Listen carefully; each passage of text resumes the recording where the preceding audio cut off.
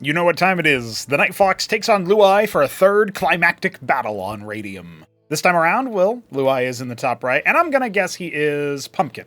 There we go. All right, maybe I have something to this sort of guessing game after all, but the NightFox is gonna be playing as Protoss in the bottom left. He is the Coyote Brown. No, he's Earth Tone. I was gonna say, that's a little bit bright for Coyote Brown. Okay, well, at least I guessed looeye's color correctly. You know what I mean? There was also a little bit more discussion. If you guys missed it, the previous video had the NightFox apparently missed that his workers were under attack in the bottom left. One of the things you can always look out for is that the minimap boxes always blink, even if you don't get a ping to the location, although I believe you still get a ping, but you just don't get the audio. There's a delay on the audio cue of your forces are under attack, fairly small delay.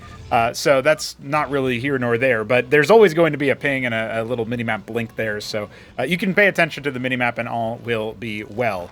Not a subtle dig at the NightFox or anything, by the way, just saying that's, if you're expecting to constantly get bombarded with your forces are under attack all the time, I think that would actually be a complaint that people would have more than what it is currently. Though maybe we can take a look and maybe field test some changes later. All right, so Fox is going to be going for a 2-gate opener, a little bit more on the aggro side. Looeye has gone for a Larvosk before his pool, now that it's no longer Z-Mirror, so interested to see what he ends up doing there. If you guys are new to Cosmonarchy, then allow me to welcome you with this, what I hope to be a banger of a match. Protoss versus Zerg. It's one of those matches that, if you think about the matchup from Starcraft 1, there's a lot of things to like about it. One of the things that maybe is a bit of a morph in the early game is how there's always that potential for a Hydra bust. Don't be surprised if looeye ends up dropping the Hydrith Den here in Cosmonarchy as well, because that is a pretty adept structure at dealing with the early gateway spam, and that's exactly what the NightFox is going for, 3-gate on 1 base. And yes, you don't need a pylon in Cosmonarchy because your Nexus is a power field, so that's why you see him do this here. People haven't really experimented too much with, like, walling in Cosmo. It is obviously, you have to learn your own style of walling, in the context of, like, obviously in StarCraft 1, for those who don't know, the way that each structure works is that you're going to have different sort of dimensions to things, and those dimensions can be uneven as well. You can have something like the Forge in StarCraft 1 or the Assimilator in StarCraft 1 where you don't actually have the same dimensions on either side of the structure. Oh, it looks like maybe that Hydrith Den is going to be coming on down. Indeed it is, so we will end up seeing that from looeye after all. He is moving across the map with some Quasilisks, meanwhile. Sort of like an in-between of the Zethracore, the Zergling, and the Hydralisk, right? I like to think of them as the poor man's Hydra in many ways, but they are 2 per egg, so it can definitely be useful. The NightFox is rolling with the Ecclesiasts. He is going Zealot Ecclesiast. This is a very staple of PvZ in general, but the Protoss composition can definitely muscle down some serious action here. You'll note that the Zealot has 3 armor. As long as it has shields, it will have 3 armor. Once you drain its shields, it goes down to 2. At which point the Quasilisk will be a lot better at dealing with it because it only has 1 armor pen. And so there's a lot of little small interactions there, the way that the stats work. You can see there's, pairs of Protoss or trios of Protoss moving across. For each Ecclesiast, the Zealot will become more powerful.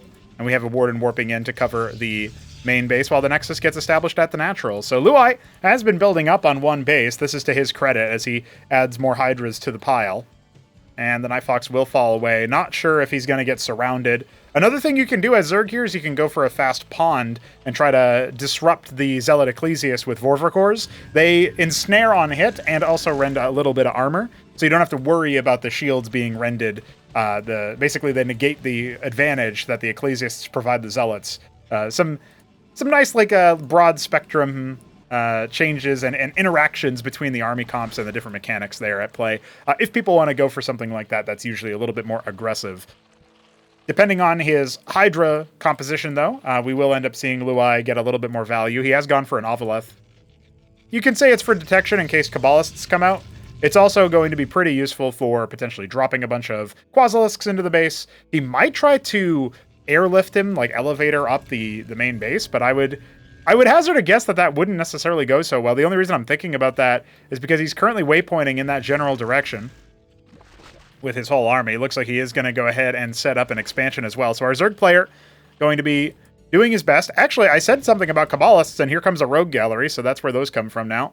Definitely going to be an opportunity for looeye to get some mileage out of that Ovaleth if that ends up being the thing.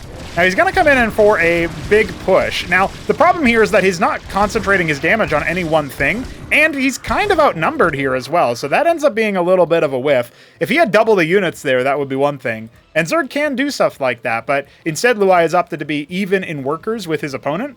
And so now he's really given up the game that, hey, I don't have a strong military, maybe baiting him in here. Now goes for 5 pairs of Zethar cores and 5 Hydras to sort of, not really, it's hard to say max out, because in Cosmonarchy there's no, like, supply limit. But definitely one of those things that you gotta factor in. More and more Hydras hatching. Okay, good timing on the rotation. Unfortunately, his Ovaleth is not long for this world. Ooh, can it get away? Wow, okay, all right. Fox not able to punish that. One ore block a little bit there, one stutter step right might have helped him out a little bit. As the Hatrosk finishes up here, remember the TheNightFox is on more bases, or has been on this base for a little bit longer. He's only now starting to saturate it, admittedly. So not too far behind the Eco Train is the Zerg player, despite their investment into the early Hydras. Not a bad shout at all. I think you can probably like kind of hold, threaten, maybe do some backstab threatening and stuff like that with the Vorvercore option that I was talking about earlier from the Evolved Pool. If you sort of seed the Hydralisks and then you go for Zethvorv, maybe some Quaz, obviously. You can go Nathracors, the flying, people call it the flying Zergling, affectionately. Sort of like that. You can do that as well. We have a Bulwark coming out. Okay, this is the first time that I think I've seen Fox build this, although admittedly I don't know how often he's been playing Protoss. So basically the Bulwark every 2 seconds will restore 10 shields to all targets within a certain radius. So that's definitely going to be pretty useful, and he's going straight to Prostration Stage for his Tier 3. His Rogue Gallery is acting as that Tier 2 sort of benchmark there. 7 Droleths on the way for looeye. Okay, so he's definitely behind economically, but he can turn that around. He has control over his third base.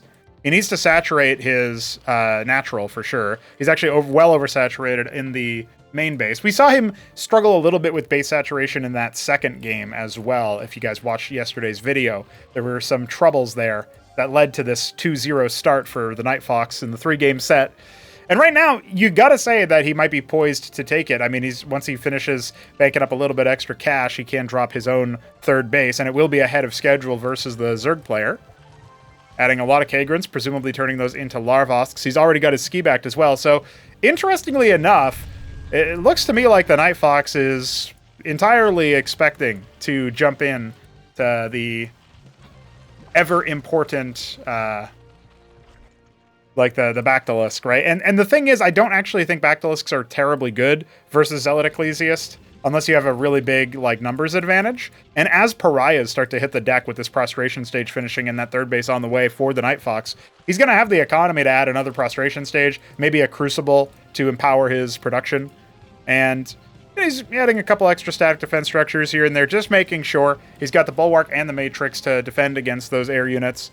His Kabbalists are roaming around looking for a third base. It is on location, of course, for Zerg, but it's on the normal third base spot. And now his army is going to go ahead and move out. I think Fox might have been able to be a little bit more proactive with a couple of his Zealots here and there. You do want to watch out for those army floods that Zerg can sometimes do. They can catch you in a bad way. Fox avoiding the embassy, so he's not going to go ahead and build the Witness, the Observer equivalent. Now, he is in a position where he could end up getting balled up here. His Kabbalists are not moving from 12 o'clock. We're going to keep an eye on the minimap as that happens. The Zerthrakor is definitely buying a lot of time so that those Hydras can mostly stay alive. And now the Zerg army is giving chase somewhat recklessly. There's a couple more units on rally, but not really a whole lot there. The Kabbalists are now on the move. You can see that maybe he's expecting looeye to just kind of pull the trigger here. And yeah, this is kind of come in. There are 7 Hydras coming out, but these 2 Kabbalists could definitely do some really good damage.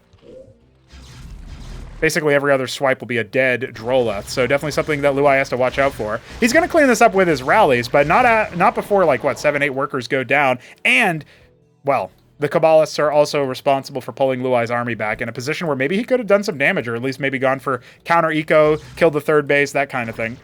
Players are not so far apart in terms of worker count now, especially with the next round of Droleths coming out. Looeye will actually take the advantage. He needs to actually get them on the right spot, though. Again, I'm sure he's still oversaturated in the main base. A little bit.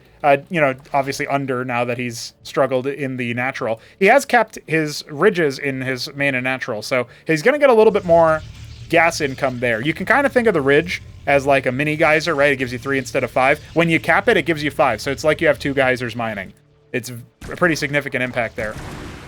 Now, looeye does not want to feed up this ramp. That will be a very, very big problem for him, and Fox will just kind of sit here and bully him there. The Ovaleth for vision up the ramp is very, very good. But he's struggling on the movement. He's struggling with the army movement. He will get cleaned up over here. The pariahs are so money versus Zerg because as soon as they hit a target, they debuff it. When that target dies, it gives everybody around the pariah attack speed. Everybody around the corpse, really, attack speed. So that's a very big deal because when you're factoring that in, well, Zerg units are the ones that die the easiest, and they have so many of them so they can make up for that. Right? And so you're guaranteeing procs almost from the pariah. Now here comes a double bulwark matrix. They don't stack, so it's really just for redundancy.